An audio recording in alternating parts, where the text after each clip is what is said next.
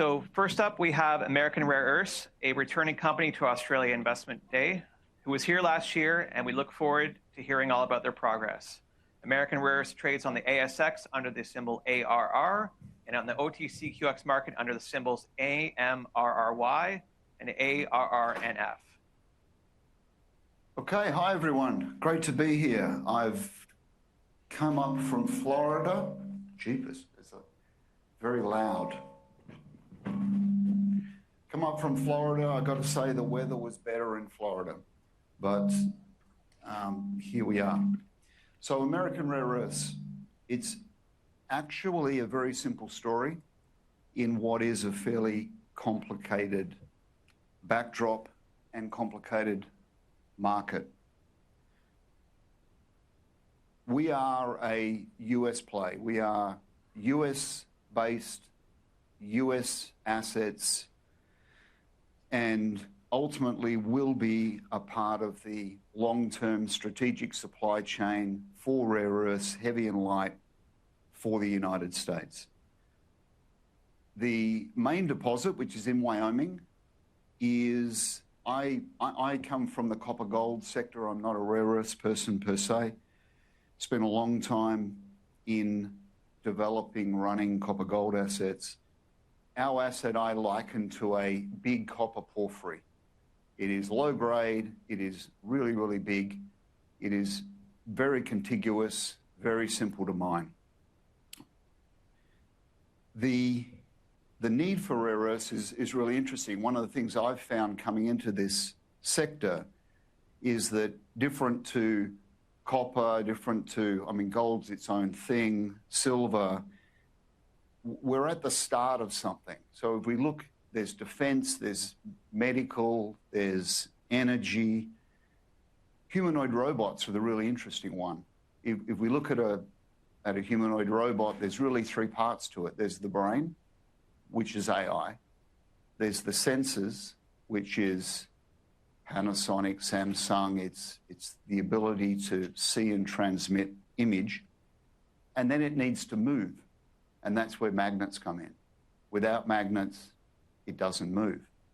So if we think, and I think, that humanoid robotics will make life easier for us as humans, then likely they'll be ubiquitous in the next 10 to 15 years. Much like we all rode horses and it went pretty well, and then cars come along and we figured out that made our life easier, and they became ubiquitous.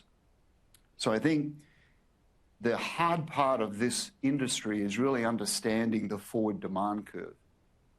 As in, will it be a normal forward demand curve, or will it be affected by real disruption, things like humanoid robots? So just on to us a little bit more. We know Wyoming is a great place to operate, number 4 in the world on the Fraser Institute. Great infrastructure. I've worked on a range of projects all over the world, in the Middle East, in South America, Africa. And when you build a project, infrastructure is king. Do you have rail? Do you have road? Do you have power? If you don't have those things, you can have a fantastic deposit, but it's really, really hard to actually execute on that deposit. So one of the reasons I really liked this company when I came into it is, do you have an ore body? Yes, tick. Can you actually execute? Do you have infrastructure? Yes. So for me, that made this really, really interesting. The other part of Wyoming, the first part of our operation is on Wyoming state land. Wyoming is a very mature permitting jurisdiction, lots of energy and natural resources projects, a very defined and predictable permitting process that we're working through.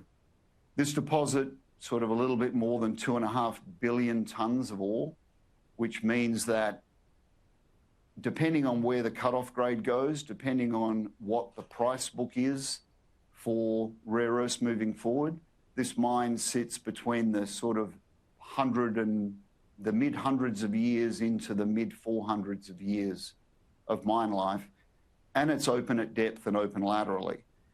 We've got folks who want to go drill more holes. I struggle with that because I'm not sure what we'll get from making it bigger right now. Allanite, really interesting. When I first came into the company, I have a mineral processing background, but I got talking to the people, and frankly, my eyes glazed over in sort of under 3 minutes because it's complicated.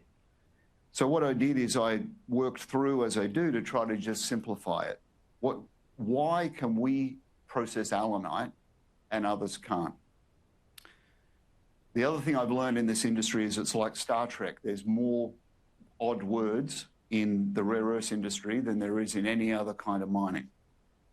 So if we were a gold or copper mine, we would say this was a refractory ore body and it had oxidized, but we're in rare earths. So what's happened is called metamictization. But essentially, the crystalline structure of the allanite and the radionuclides, so the uranium, thorium, it's so old from the Cambrian eon, 1.5 billion years or so, that they've all broken down, and they've taken with it the crystalline structure of the allanite.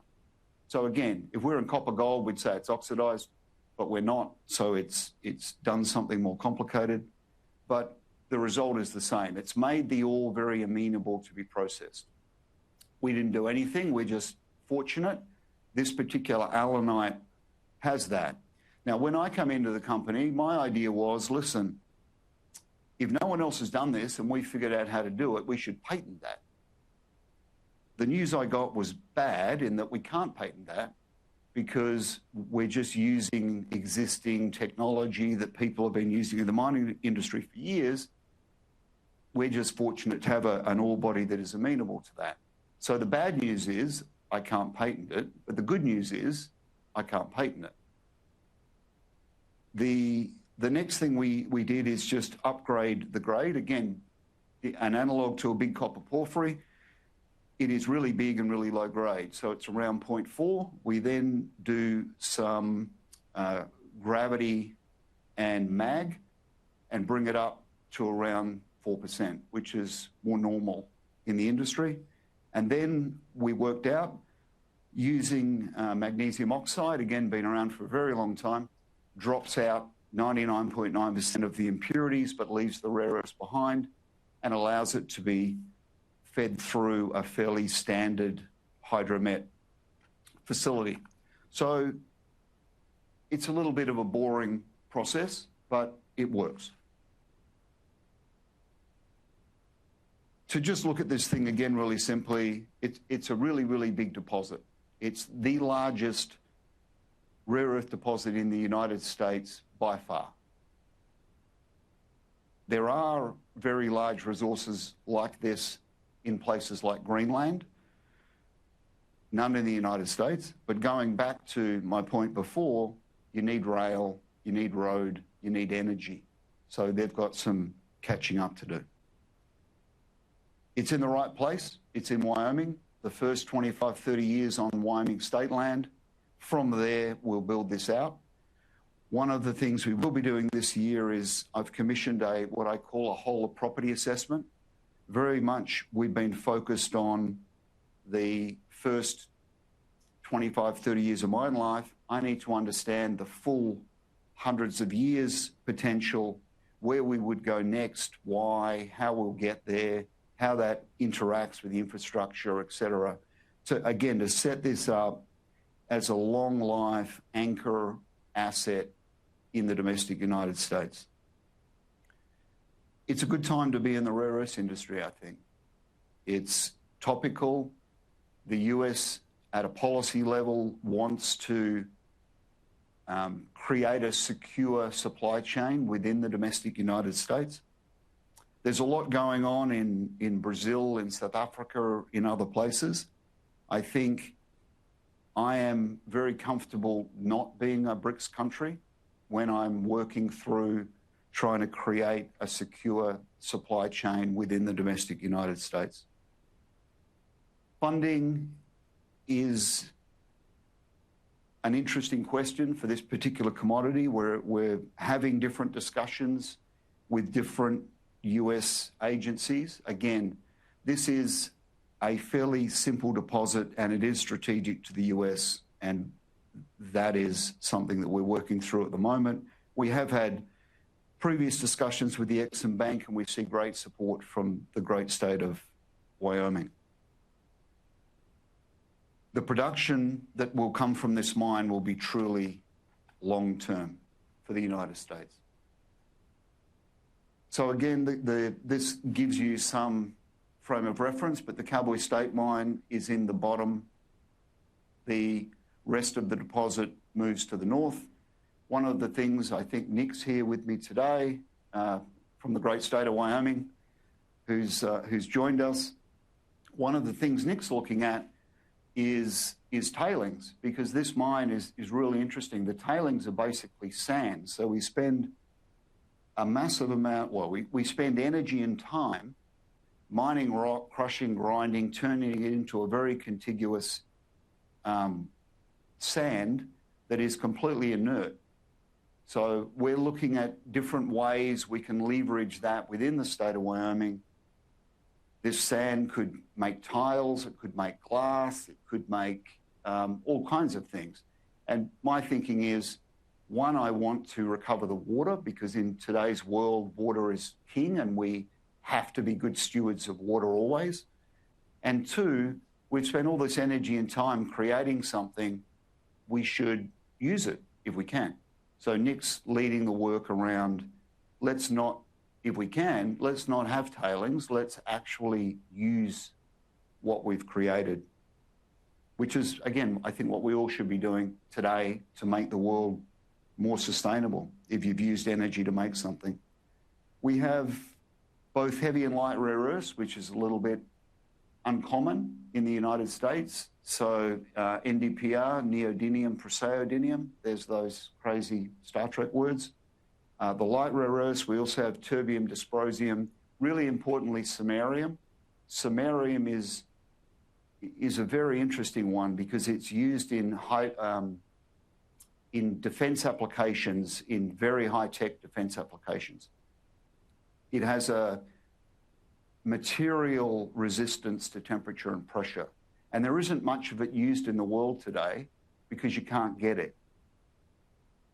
We have quite a bit of samarium. We'll be creating a separate stream and we'll be producing samarium as a product. We also have yttrium, which again is a really odd word, but we will, we're working out how all these different streams will work. Much of these heavy rare earths specifically are being largely controlled by China, and it is in the interests of US continued technology dominance to create and produce these in the domestic United States. This year is a big year, 2026. The PFS will be done mid-year, early July. We will be doing the 400-meter baton change, 4 by 100-meter relay baton change to the FS in 2026. The permit to mine will be submitted in 2026. We've already got a permit to do a test mine, and we've mined around 4,000 tonnes of 60,000 tonnes. And then we're working through at the moment using some quasi-government facilities that already exist in the United States and Canada to produce some pre-production concentrate, including, depending on how we can figure that, most likely including some heavies, samarium, terbium, dysprosium, in 2027 at a test level that will allow us to discuss with our downstream partners. As a company, where we want to go is to integrate into the mine-to-magnet supply chain rather than be a simple separated rare earth oxide producer and sell into the market. I've talked about, we've had good discussions with Exim. They're very supportive, and the great state of Wyoming is really supportive. The other thing we're doing with them at the moment, go back to tailings, is we had a $100,000 grant that we matched to work with the University of Wyoming on alternative uses for our tailings product that shouldn't even be called tailings. It's engineered sand. So that is another really good initiative that's going forward. So the University of Wyoming is a really good partner for us. And Nick is a University of Wyoming graduate that makes things even easier.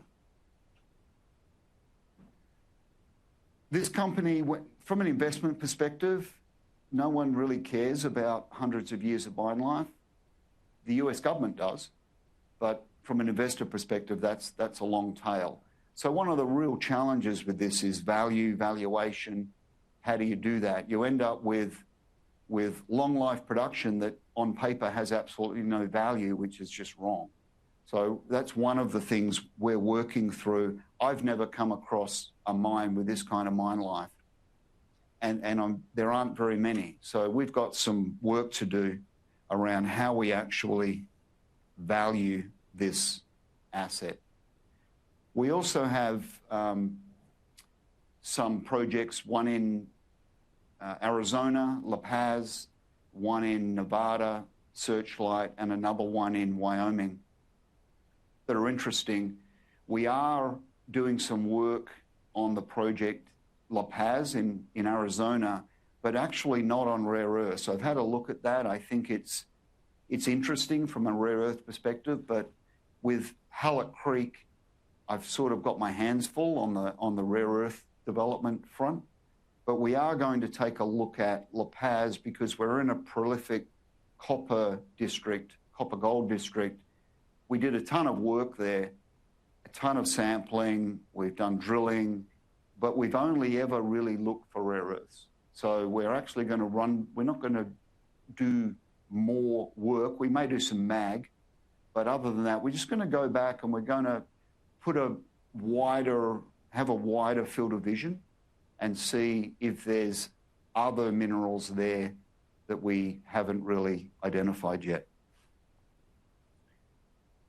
So I guess just to sum up, this is a generational resource that should be the rare earth anchor for the United States, heavy and light rare earths in Wyoming, domestic United States, a state with great infrastructure. The process I've been through is relatively straightforward, and it's really driven by us being fortunate having an allanite ore body that has broken down, is amenable to us processing it.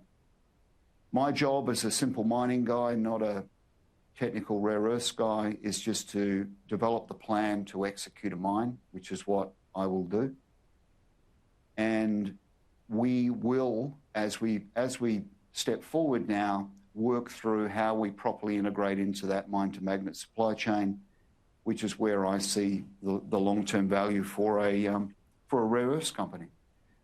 So again, we're a fairly boring rare earths company, but that's American Rare Earths. Thanks, Mark. If anybody from the audience has any questions, just put your hand up. I'll come over to the microphone. That way Mark can hear you as well as the people online as well. Can you explain a little bit why you have two stock symbols? What's the difference? Why we have to what, I'm sorry? Stock symbols. OTC symbol. OTC. Yeah. Is that like a Berkshire Hathaway A share, B share is the same class of share? Or what? We have two five-letter tickers, which is one of them has the F as a foreign, and the other is the ADR, I believe. But other than that, I'm not sure. I'm going to say I don't know. American Rare Earths has, you said, a level 1 ADR, which trades under AMRRY, yeah, and a foreign ARRNF. Any other questions from the audience before we go with the online group? Yep. Thank you so much. Can you explain allanite? How important is that for magnets? Allanite is just one of the hosts for rare earth elements. There's There's mineral sands, there's ionic clays, there's different hosts. Allanite is one of them. Traditionally, allanite has been difficult to process. As I said, in my more simple mining speak, it is like a refractory gold. It's like where you've got gold encapsulated in sulfides or encapsulated in carbon or whatever it may be. And you then have to unlock that. So traditionally, you've got this allanite. It contains the rare earths, but they are encapsulated in these crystalline structures.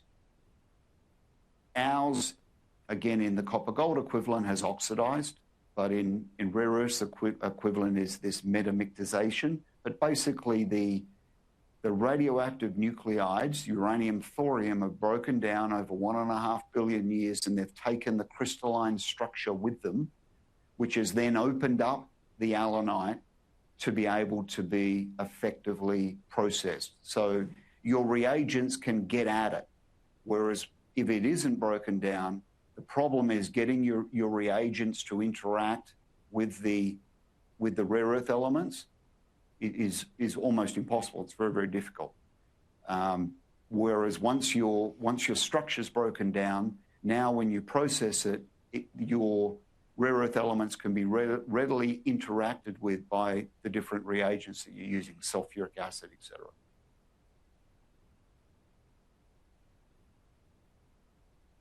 And I think we'll move to the online forum. Any questions there? Yes, Mark, we get a couple questions from our online audience. I just want to combine two. One investor is asking for more color around the permitting process in Wyoming, and like what are the critical paths and potential obstacles? And another investor is asking, is there a way to speed up production before 2030? I'm going to answer the second one first. So I think production would be 2031, late 2030 into 2031. Again, having built stuff, you've got to commission it, you've got to get yourself into commercial production. If we started construction in 2029, so end of 2030, bleeding into 2031. Sorry, what was the first question again? It was just if you can speak to the permitting process in Wyoming. Permitting. The thing with permitting, I permitted all over the world for some time. One of the things that reported to me in the 12 years I was with Barrick was permitting. And what you want with permitting is you want predictability. All permitting is complicated. And the other thing that a lot of non-mining people don't understand is that there's not one permit.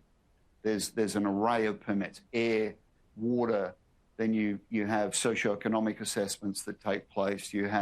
There's a myriad of permits. So we have brought in a really, really good guy, Lucas, who has just successfully permitted the CK Gold Mine in Wyoming, the first hard rock mine to be permitted in the state of Wyoming, I think, since the 70s. So Lucas understands the process, knows the process, has just been through the process. And the thing with permitting is you don't want to rush it. You need to methodically move through the requirements of the state and make sure you cross the T's, dot the I's, and then you get to the end where you get your permit. And the thing with permits is you need to obtain the permit, which is step number one and has a big process. But then the really important bit is you've got to retain the permit. And you retain the permit by making sure that you've got all the right processes, do everything right. You're really worrying about your water, you're worrying about the air, you're worrying about the socioeconomics all of the time. And that's how you retain your license to operate and your permit. So I do not want to speed up permitting. It's already pretty fast in the state of Wyoming. I want to get it right. And that's what we're doing.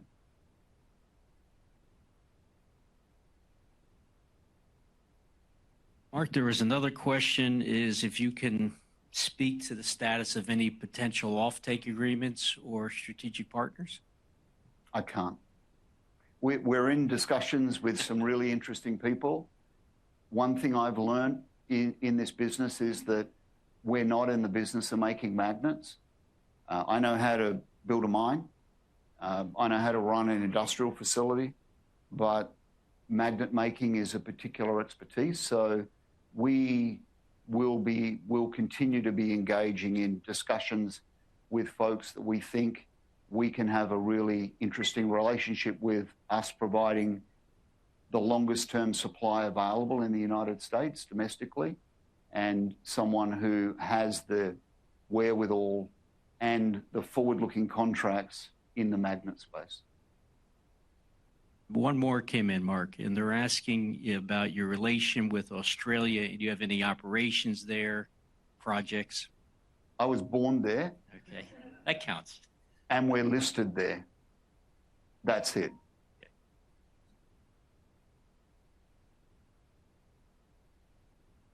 If that's no other questions, really want to thank Mark Wall for being with us. Oh, one question here. How different are these rare metals that you have compared to what the Chinese have? The rare earth elements that are produced are the same. They're produced from a different host mineral, host rock. That's all. That's the only thing that's different. So it isn't, what comes out at the end is the same. What goes in at the start is different.